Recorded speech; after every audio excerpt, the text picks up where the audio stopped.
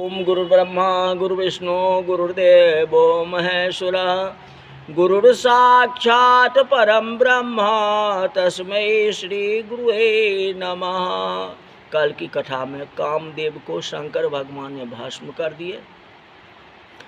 रति आई, रति को शंकर भगवान ने वरदान दिए, जो कृष्ण तनय हो ही पतितोरा, वचन अन्यथा हो न मोरा।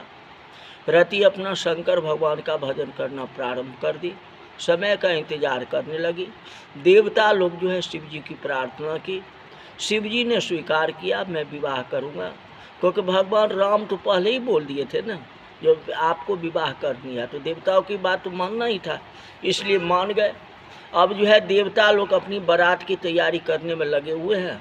शिव जी का कौन ख्याल है, देवता तो खुशी है कि हम शिव जी के बारात में जाएंगे, तो अपनी अपनी तैयारी कर रहे हैं, शिव जी को छोड़ रहे हैं। शिव जी का शिवगम जो है उनको श्रृंगार करते हैं। कथा आगे बढ़ती है। शिव ही शाम्भो गण करहि सिंगारा, जटा मुकुट यही मोर समारा, कुंडल कांगन पहिरहु ब्याला, तन विभूति के हरि बघछाला। ऐसे बारात की सजावट होती है। शिव जी के गण जो है, उनके दूत जो है, इनको सजा रहे हैं। सजाने में क्या, हाथ में त्रिशूल और डमरू दिया, बैठने के लिए नंदी तैयार किया। जगत के सब दुल्हे से ये दुल्हा जो है अलग प्रतीत होता है। सारा तात्विक श्रृंगार है। जैसे दुल्हा ब्याह करता है तो शरीर में क्या लगाता है, हल्दी लगाता है, तेल, सेंट, खुशबू, माला, साबुन से शरीर को साफ किया जाता है, चमड़ी को सुगंधित बनाने की कोशिश किया जाता है कि नहीं। शंकर ने विवाह किया तो भस्म मली थी। इस प्राणी और शिवजी में कितना बड़ा अंतर है। प्राणी विवाह करे तो हल्दी लगाते हैं, और शिवजी विवाह करे तो भस्म लगाते हैं। शिवजी ने जगत को बताया कि मैं योगी हूँ, ईश्वर हूँ, मैं भी ब्याह करने के लिए जाता हूँ, इसलिए हे प्राणी, शादी करना पाप नहीं है, परंतु शादी के बाद केवल संसार में शरीर के सुख में नहीं लगे रहना। हे प्राणी, मैं तुझे भस्म मल के बताता हूँ कि ये शरीर एक बार चिता की भस्म होने के लिए बना हुआ है। अतः जगत और शरीर जो है नश्वर है, इसका बोध दिया है। हमारे यहाँ दूल्हे राजा विवाह करे तो सोने चांदी के गहने पहनते हैं, अपने पास न हो तो मित्र से लेके पहनते हैं। इसके विपरीत शिवजी ने किया क्या, तो सांप के गहने पहनते हैं। जगत को समझाया कि भाई तू गहने पहने, इसका मुझे कोई विरोध नहीं है, परंतु जो तुम आभूषण से आसक्त जरूरत से ज्यादा हो जाए तो आभूषण सर्प बन के तुझे डस लेंगे। कपि कलापी ने लिखा, जो पोषुतम ते मारतम, एक कुदरत नोक्राम दिश से। आप भी कहते हो ना, सांप को दूध और लावा जितना खिलाओगा आखिर वह डस ही लेगा, काट ही लेगा। यही बात ये भी कहते हैं, जे जो पोषुतम ते मारुतम, ये कुदरत नो कर्म दिशे। जो पोषण करे वो ही मारे, जो सुख दे वो ही दुख देता है। यह कुदरत का नियम है। बाजरे की रोटी जितनी खानी हो खाए, लेकिन वह दुख का रूप बन ही जाता है। अति सुख वाले ही दुखी होते हैं। अतः संपत्ति वाले भी जो है बहुत दुखी होते हैं। उस बेचारे को नींद नहीं आती है, रात को सो नहीं सकते हैं, वह सुखी थोड़े ही कहलाता है। सब जो है मर्यादा में होना चाहिए, अधिक नहीं होना चाहिए। कोई भी वस्तु का उपयोग करो कि मर्यादा में करो, कम करो, ज़्यादा नहीं करो। हमें कोई चिट्ठी लिखता है कि आप 15 दिन के अंदर आओ और हम उसके घर जाएं और सारा घर खुशी से झूम उठे।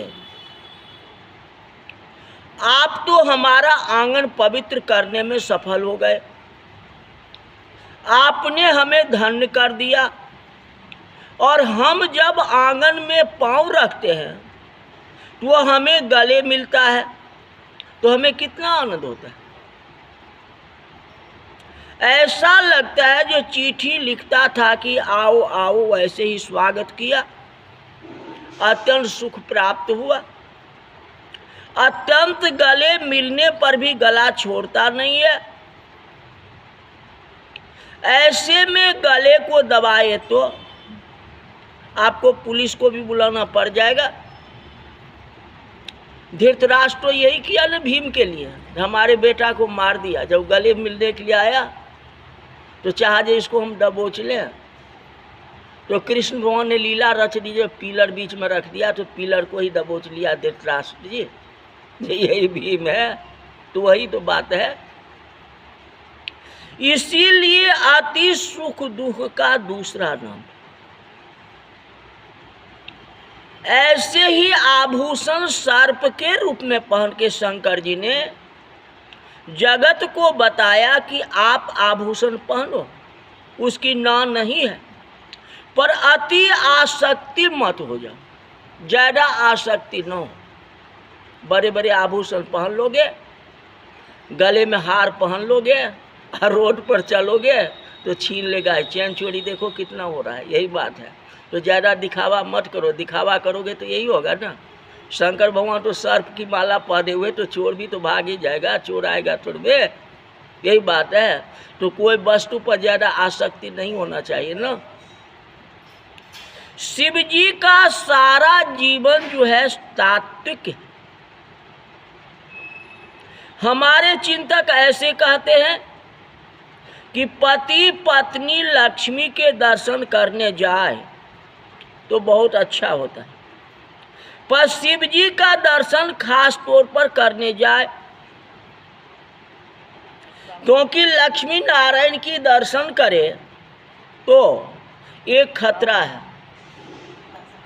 लक्ष्मी नारायण के तो श्रृंगार होते हैं, पत्नी को लेके आप रोज लक्ष्मी नारायण के दर्शन करने जाओ, कभी ये सवाल आता है कि पत्नी लक्ष्मी के सामने यह कहेगी कि आज माता जी की गले की चेन कुछ नई लगती है, मेरे पास थोड़े पैसे हैं और अगली तनख्वाह में से आप पैसे डाल दो, तो हमारी जो पुरानी चेन है उसको तुड़वा के नई चेन बनवा लेंगे। इस तरह की खतरा उत्पन्न हो जाएगी, मन में इच्छा हो जाएगी। इच्छा में आपको धन खर्चा ज़्यादा हो गया, अब पत्नी को लालच आ गई जो लक्ष्मी के गले में चैन है तो मेरे को भी ऐसा चैन होना चाहिए, अब उसको बदल लेगा। चढ़ाते तो यजमान है, यही बात है। तरह तरह की तो आएगी, चैन आएगी, बदला ही जाएगा, लेकिन आपको हो गया ना, घाटा लग गई ना। लक्ष्मी नारायण की मंदिर में और शंकर जी के मंदिर पर जाओगे तो कोई प्रकार की खतरा नहीं, कहोगे बाल ले, इनके गले में तो सर्प की हार है, यही बात है। तो ऐसा हम पहने जो हमारे मन में कोई प्रकार की इच्छा न हो। शिव जी के पास जाओगे तो आपको कोई वस्तु की इच्छा नहीं होगी। लक्ष्मी नारायण के पास जाओगे तो मन में सब वस्तु की इच्छा है। कितना सुंदर श्रृंगार है, कितना सुंदर साड़ी पहनी हुई है, कितना सुंदर पोशाक है, कितना सुंदर गहने हैं, सारे के सारे आप मन में, क्योंकि मन तो पाप है ना, अब उसका पूर्ति करो। ऐसा ही होना चाहिए, हमारा भी होना चाहिए। मैं लक्ष्मी की बराबरी करूं, घाटा लगा ना। शिव जी घाटा नहीं लगेगा, तो निष्काम है ना। उनकी भक्ति करोगे ना तो मन चारों तरफ नहीं घूमेगा। तो शिव जो है निराकार है, उनका कोई आकार नहीं है। शिवलिंग में जो स्टार बनी हुई है, बिंदु बनी है, उस बिंदु को चिंतन करो, आगे पीछे मत देखा करो। अगर उस बिंदु को चिंतित करोगे तो तुम्हारा मन जो है नहीं भटकेगा। कहते माला तो कर में फिरे, जीव फिरत मुख माय, आ मनमा तो 24 फले, तो यह तो सिमरन ना। माला हाथ में है, राम राम कर रहे हैं, अब मन अगर चांदनी चौक में है तो ये सिमरन तो नहीं हुआ ना। यही बात है। तो भगवान राम का दर्शन करेंगे या लक्ष्मी नारायण का दर्शन करेंगे? तो लक्ष्मी नारायण का विवाह हुआ था जी, राम जी का विवाह हुआ था, राम जी ये काम किए थे, शंकर भगवान कृष्ण भगवान माखन चोरी किए थे, बहुत नटखटी थे, बदमाश थे, गैया चराते थे। ये सारे के सारे वासनाएं आपके मन में आएगी। लेकिन शिव जी को ध्यान करोगे तो कोई प्रकार की वासना नहीं होगी। आपका ध्यान केंद्रित कहाँ होगा? तो शिवलिंग में जो बिंदु बना हुआ है उस बिंदु पर ध्यान होगा, तो मन आपकी एकाग्र होगी। तो कोई भी ईश्वर को ध्यान में मन एकाग्र होना चाहिए, मन भटकना नहीं चाहिए। तो उस ईश्वर को आप प्राप्ति कर लो। तो शिव जी में इतनी बड़ी शक्ति है। हनुमान चालीसा का पाठ करना पड़ता है। हे प्रभु मेहरबानी करके आप पधारो। शंकर जी का सारा जीवन जी अद्भुत है। उन्होंने किसी भी गांव में निवास नहीं रखा, शमशान में ही निवास रखा। वह योगी है। साधना करने की जगह ऐसी पसंद की जहाँ बिना कारण भीड़ न हो, वहाँ कौन राजी राजी जाता है। इस तरह से हमारे भारत में कहते हैं हम किनारे में बैठे हैं लेकिन दूसरे को धक्का देने के लिए बैठे हो। कितने की जाने की तैयारी है, किसमें की सारे शरीर पर भस्म मले, आभूषण में सांप को लपेटे।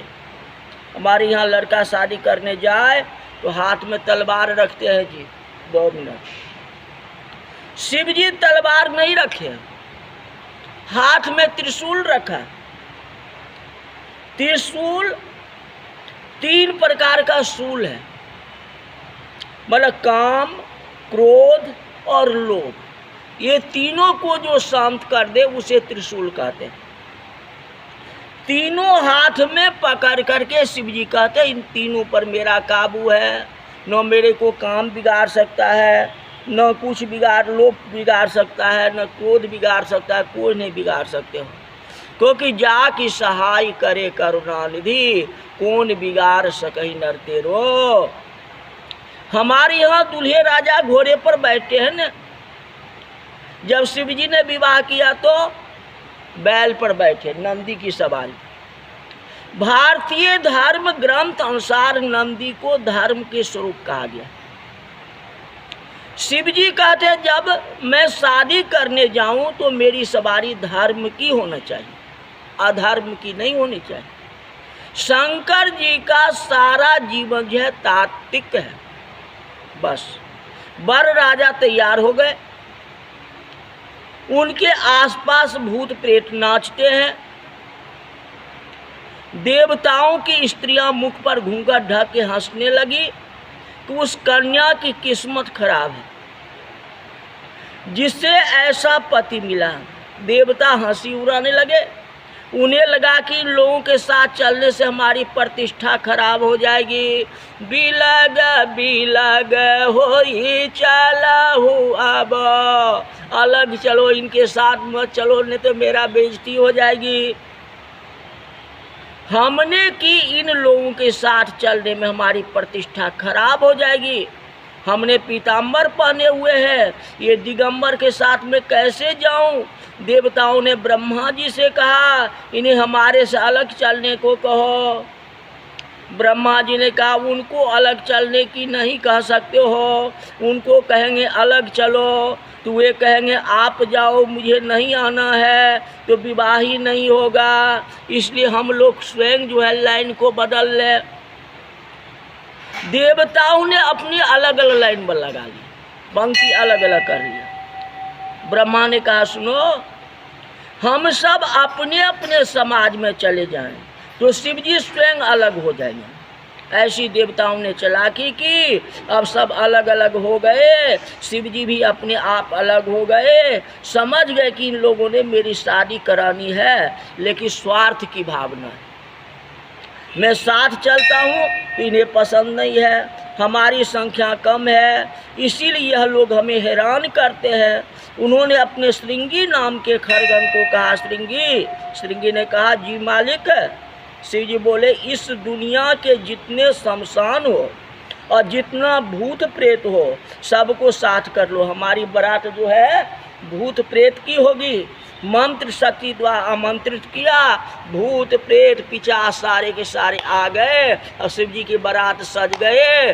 देवता अलग हैं, भूत प्रेत पिशाच अलग हैं। शिव जी आगे आगे नंदी पर सवार होके जा रहे हैं, डमरू को बजा रहे हैं, त्रिशूल को दिखा रहे हैं और चलते जा रहे हैं। तो अब बारात की तैयारी हो गई, अब दरवाजे पर जाएंगे तो क्या होगा वह कथा कल कहेंगे। आज की कथा यही तक रही। जितना हो भाई कथा का विस्तार करो, आप सुनो, दूसरे को सुनाओ, मोबाइल से कनेक्ट करो, यूट्यूब पर देखो डेली राम कथा, जहाँ हो तहाँ देखो राम ही राम। अभी तो शिव जी का भोलेनाथ का कथा हो रही है, सुनते हो ना, भोले बाबा से बढ़ करके दानी देवताओं में कोई नहीं है। सबसे बड़ा तो भोलेनाथ है। भोलेनाथ के बाराती सबको जाना है। बारात की तैयारी हो गई, दरवाजे पर जाएंगे। अब क्या खाने को और क्या पीने को मिलेगा सो कल बताएंगे। आज की कथा यहीं तक रही। बोले शंकर भगवान की जय।